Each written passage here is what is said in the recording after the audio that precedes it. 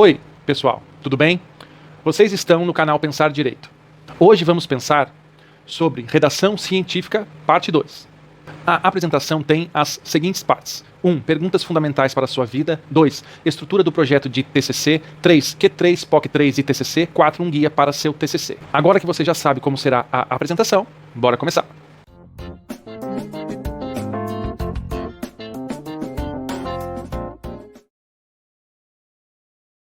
Perguntas fundamentais para a sua vida. Pense nos seguintes fatos da sua vida. Ler um livro, ver um jornal na TV, ver um filme, ver uma série, ler um post numa rede social, ver um vídeo no YouTube, dialogar com alguém. E aí, pensou? O que eu vou te ensinar agora é uma fórmula de interpretação que será útil para todos esses fatos e muitos outros de sua vida. É a fórmula Q3, POC3. Calma, eu vou explicar. Q3, POC3 significa as iniciais das seguintes perguntas. Q3, que, quem e quando. P, por quê. O, onde. E C3, como, custo e consequências. Juntas, elas formam a sigla Q3, POC3.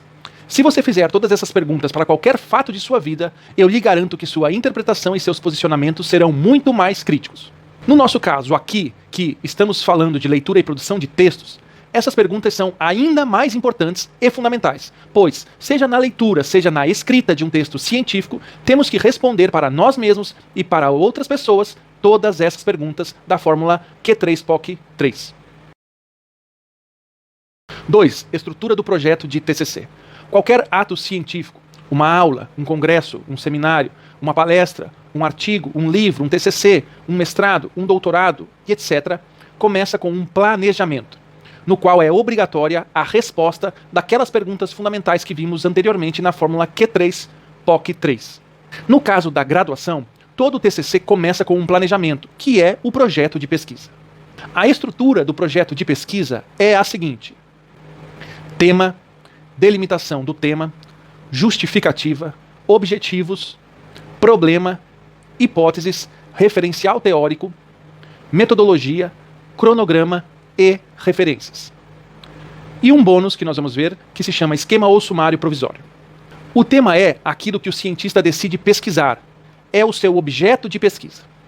Por exemplo, o objeto de pesquisa da medicina e do médico é o corpo humano e seu equilíbrio, sua saúde, combatendo os desequilíbrios e as disfunções das doenças. Imaginem que o médico decida pesquisar um tema.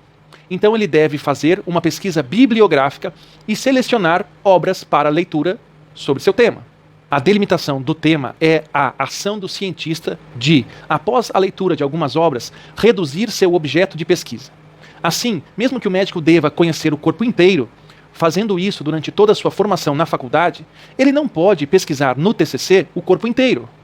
O médico decide, então, pesquisar o pé humano. Além disso, não é todo o pé, mas o dedo menor do pé esquerdo. Isso é uma delimitação bem feita do tema. A justificativa do tema é a explicação da relevância científica de pesquisar sobre o dedo menor do pé esquerdo hoje. Por que outras pessoas e outros médicos se interessariam por esse tema hoje? Aqui podem ser usados dados estatísticos, científicos, sociais, políticos, culturais e etc. para a justificação do tema. Os objetivos se dividem em geral e específicos. O objetivo geral é onde o cientista quer chegar pesquisando o seu tema. Qual resultado espera alcançar? Já os objetivos específicos são as etapas que o médico vai passar para alcançar o objetivo geral. O problema é a pergunta que motiva a pesquisa do médico e que, ao final, ele deverá responder.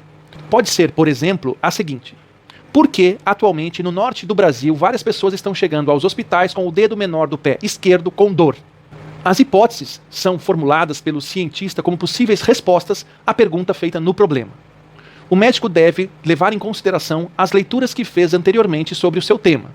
Por exemplo, várias pessoas estão chegando aos hospitais do norte do Brasil com dor no dedo menor do pé esquerdo em razão de uma festa religiosa que acontece e que exige segurar numa corda e fazer força com o corpo inteiro e mais ainda com o pé.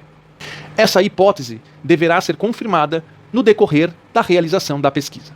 O referencial teórico é resultado da pesquisa bibliográfica realizada sobre o tema. É a decisão do médico de, diante de várias perspectivas de abordagem, escolher uma referência de teoria para tratar seu tema. Assim, nas leituras, o médico percebe que há várias teorias que respondem de formas diferentes o seu objeto. Então, o médico deve decidir pelo autor, escola, movimento ou conceito mais apropriado para seu tema, sua pergunta, sua hipótese e seu objetivo, justificando por que fez tal escolha. A escolha do referencial teórico já traz junto a escolha de um determinado método de abordagem e de tratamento do tema.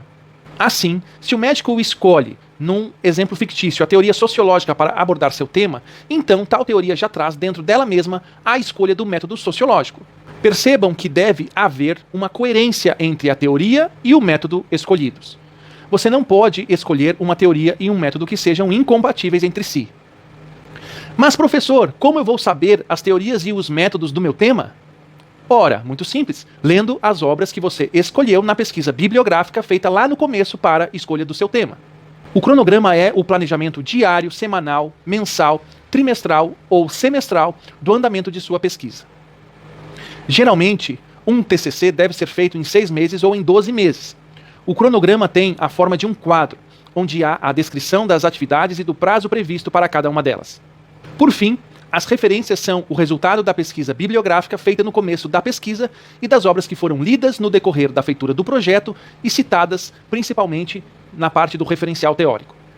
O esquema ou sumário provisório é a previsão do sumário que terá o TCC depois de pronto.